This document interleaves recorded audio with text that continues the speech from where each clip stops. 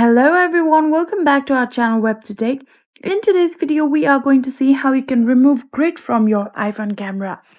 Grid is something that is used in order to capture your photos perfectly, but many of the time it can be annoying. Here, when I open my camera, you can see there are grid lines all over.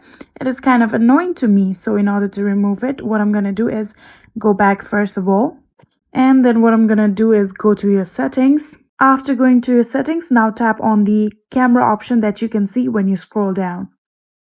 And then you'll also see the option of grid on the composition. Here you can see grid is turned on. In order to turn off, simply just tap on this button. Here you can see the button has turned into gray. So what I'm gonna do is go back, and when I open my camera again and check it out, here you can see there are no grid lines left. And that is it. That is how you can remove grid lines from your iPhone camera. Really easy and simple, right? If you guys like this video, please do not forget to hit that subscribe button and let me know in the comments if this was helpful or not. Thank you so much for watching. See you in the next.